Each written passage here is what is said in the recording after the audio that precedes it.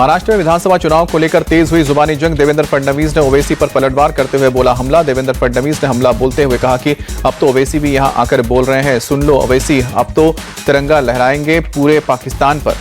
असदुद्दीन ओवैसी ने मुंबई में एक सभा को संबोधित करते हुए पीएम मोदी और बीजेपी नेताओं पर बोला हमला। कहा कि मेरा नाम लेकर वोट जिहाद की बात करते हैं।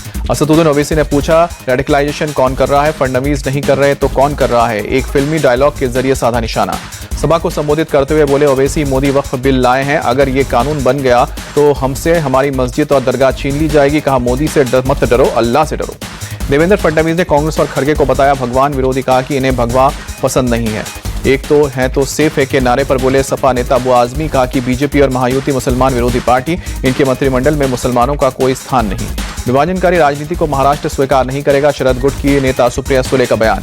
अपनी एंटी उत्तर भारतीय छवि बदलने के प्रयास में राज ठाकरे। हिंदी अखबारों में हिंदी कंटेंट में दिया विज्ञापन। विज्ञापन में लिखा आइए राज्य की स्थिति और राजनीति की भाषा बदलें। उद्धव ठाकरे का बैग चेक होने के मामले में पर बोले बीजेपी नेता किरीट सोमैया, उद्धव ठाकरे खुद को शहंशाह समझते हैं क्या? चुनाव आयोग के अधिकारियों ने देवेंद्र फडणवीस के बैग में भी जांच की है। अमित ठाकरे के खिलाफ चुनाव प्रचार करेंगे आदित्य ठाकरे। माहिम सीट से शिवसेना यूबीटी के उम्मीदवार महेश सावंत के लिए वोट मांगेंगे। दादर इलाके में शाम को 7 बजे जनसभा। शंकराचार्य अभिमुक्तेश्वरानंद ने महाराष्ट्र में महायुति को समर्थन देने का ऐलान किया। कहा कि जो काम छत्रपति शिवाजी ने किया वैसे ही काम महायुति ने किया है। घुसपैठियों के लिए झारखंड धर्मशाला बना है, योगी का अटैक। झारखंड में सीएम योगी ने फिर दोहराया बटेंगे तो कटेंगे का नारा। कहा कि अब बटना नहीं है, एक रहना है, एक रहेंगे नेक रहेंगे। सीएम योगी का आरोप झारखंड में बड़े पैमाने पर ही हो रहा है धर्मांतरण। लव जिहाद और लैंड जिहाद के नाम पर अराजक गतिविधियों को पनपाया जा रहा है। मोदी योगी के बयान पर भड़के मल्लिकार्जुन खड़गे। कहा कि इनकी मंशा देश तोड़ना और अपनी दादागिरी चलाना है। योगी के नारे का मल्लिकार्जुन खड़गे ने दिया जवाब। कहा कि हमारा स्लोगन है कि हम डरेंगे तो मरेंगे, हम डरने वाले नहीं हैं। बटेकोते कटोगे के नारे पर जगतगुरु श्री रामभद्राचार्य जी का बयान। कहा कि यह सत्य है कि हमें बंटना नहीं है, चाहे पंथ अनेक हो हम सब हिंदू एक हों। उत्तर प्रदेश में लगातार जारी है पोस्टर वाली सियासत। लखनऊ में समाजवादी पार्टी के नए पोस्टर लिखा अखिलेश जी का फियर है, बीजेपी का अंत नियर है। दिल्ली में एक मुस्लिम कॉन्फ्रेंस में पूर्व राज्यसभा सांसद मोहम्मद अदीब ने विवादित बयान दिया। बोले कि अगर हम जिन्ना के साथ जाते तो पाकिस्तान लाहौर तक नहीं लखनऊ तक होता।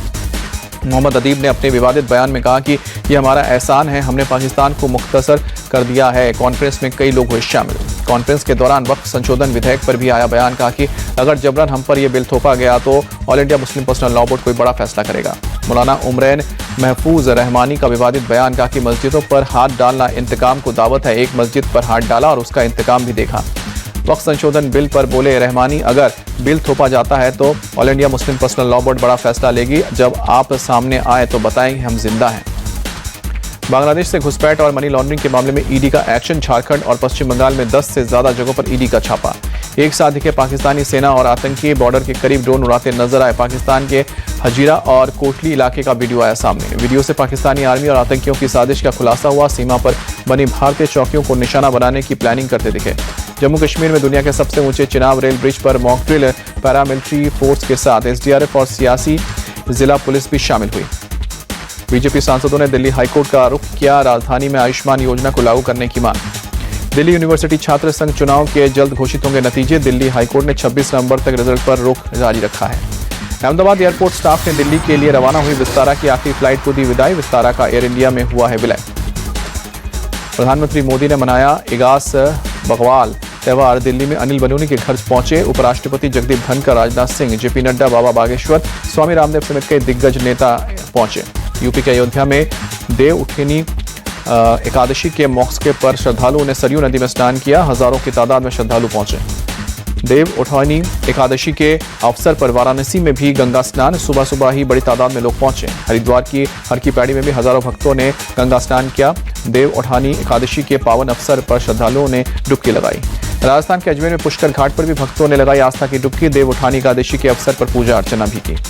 नेपाल के जनकपुर में विवाह पंचमी की तैयारियां जोरों पर। प्रभु श्री राम और माता सीता के भव्य विवाह समारोह की परंपरा है। विवाह पंचमी में शामिल होंगे लगभग 5 लाख बाराती। राम जन्मभूमि ट्रस्ट प्रमुख चंपत राय भी पहुंचेंगे जनकपुर। यूपी के सीएम योगी भी हो सकते हैं शामिल। तमिलनाडु के कई जिलों में मौसम विभाग ने जताई है भारी बारिश की आशंका। चेन्नई, तिरुवल्लुर, कांचीपुरम और पुडुचेरी समेत कई इलाकों में भारी बारिश का अलर्ट। चेन्नई के सभी स्कूलों में आज छुट्टी घोषित की गई है।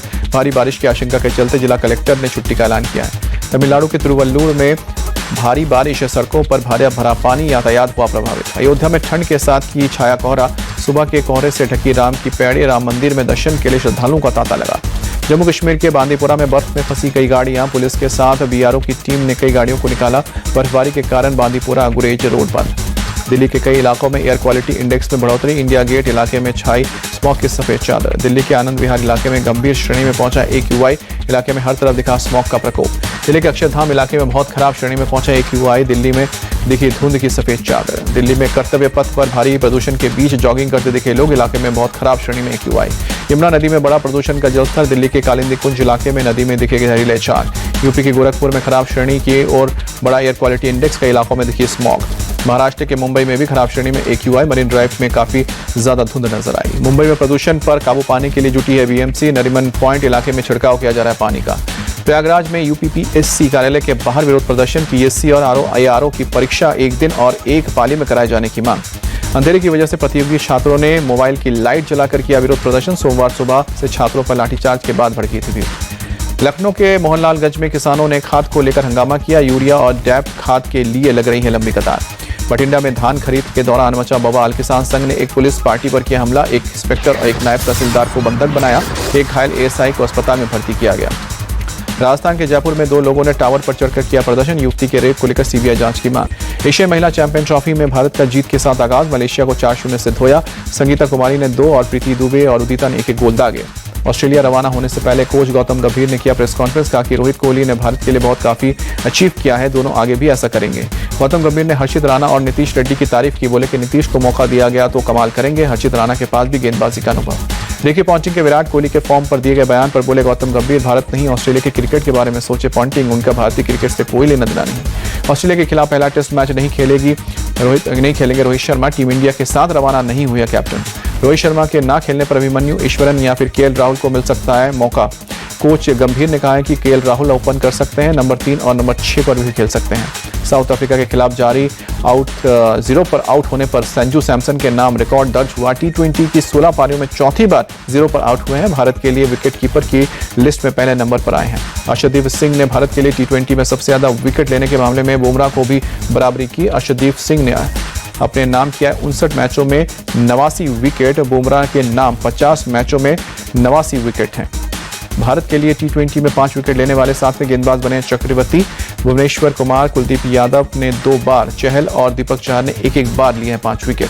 दूसरे T20 मैच में इंग्लैंड ने वेस्ट इंडीज को 7 विकेट से हराया। 5 मैचों की सीरीज 2-0 की बढ़त बनाई। मेजबान कैरिबियाई टीम ने पहले 158 रन बनाए, जवाब में इंग्लिश टीम ने 15वें ओवर में जीत हासिल की। वेस्ट इंडीज के लिए रोमन पावेल ने 43 रनों की पारी खेली, वहीं इंग्लैंड के लिए जॉस बटलर ने सबसे ज्यादा 83 रन बनाए। बिल जेक्स ने भी 28 रन का योगदान दिया। वेस्टइंडीज के खिलाफ जॉश बटलर ने मारा साल का सबसे लंबा छक्का, 9वें ओवर की तीसरी गेंद पर 115 मीटर लंबा 6 जड़ा। वेस्टइंडीज के खिलाफ 2 टेस्ट मैच सीरीज के लिए बांग्लादेश की टीम का ऐलान। 16 साल में पहली बार टीम में शाकिब अल हसन और तमीम इकबाल को जगह नहीं। रहीम उंगली में चोट के कारण टीम से बाहर हुए। तमीम इकबाल ने पिछले साल ही नहीं खेलने का फैसला किया था। बांग्लादेश और अफगानिस्तान के बीच तीसरे वनडे से बाहर हुए नजमुल हसन शांतो, मेहदी हसन ने शांतो की जगह कैप्टनसी संभाली। वेस्टइंडीज के खिलाफ टेस्ट सीरीज को भी मिस कर सकते हैं। बीसीसीआई द्वारा पाकिस्तान में चैंपियंस ट्रॉफी खेलने से इनकार करने के पीसीबी आईसीसी को लिखेगा पत्र। पीसीबी चीफ मोहसिन नकवी सरकार के संपर्क में थे। प्रधानमंत्री शहबाज शरीफ के निर्देश पर लिया जाएगा फैसला। भारत के पाकिस्तान न आने पर भड़के जावेद मियादाद, कहा कि ये एक मजाक हो रहा है। पूर्व दिग्गज क्रिकेटर इंजमाम उल हक का बयान, पाकिस्तान में टीम इंडिया को कोई खतरा नहीं है, भारत की पाकिस्तान में अच्छी मेहमान नवाजी होगी। हरियाणा के ओपनर यशवर्धन दलाल ने सीके नायडू ट्रॉफी में 428 रनों की पारी खेली। मुंबई के खिलाफ गुरुग्राम क्रिकेट ग्राउंड में बनाया रिकॉर्ड। अंडर 23 टूर्नामेंट के इतिहास में 400 रन से ज्यादा की पारी खेलने वाले पहले बल्लेबाज। लकी फर्ग्यूसन श्रीलंका के खिलाफ न्यूजीलैंड की वनडे सीरीज से बाहर चोटिल होने के बाद लौटेंगे अपने देश। भारतीय शूटिंग टीम की पूर्व मुख्य कोच सुमा शिरूर ने जीता कोच ऑफ द ईयर का अवार्ड। ओलंपिक फाइनल में पहुंचने वाली पहली भारतीय महिला है सुमा। एशियाई महिला चैंपियन ट्रॉफी में भारतीय हॉकी टीम का जीत से आगाज, मलेशिया को 4-0 से हराया। संगीता कुमारी ने 2, प्रीति दुबे और उदिता ने 1-1 गोल दागे। अभिनेत्री और बीजेपी नेता रूपाली गांगुली ने सौतेले बेटी ईशा वर्मा के खिलाफ किया मानहानि का मुकदमा, 50 करोड़ मांगा मुआवजा। ईशा वर्मा ने सोशल मीडिया पर रूपाली गांगुली पर लगाए थे गंभीर आरोप। शाहरुख खान को धमकी देने वाले मामले में पुलिस का एक्शन, छत्तीसगढ़ के रायपुर से पुलिस ने शख्स को हिरासत में लिया। मुंबई पुलिस ने आरोपी संदिग्ध से पूछताछ तेज की। सलमान खान के बाद शाहरुख खान को भी दी गई थी जान से मारने की धमकी।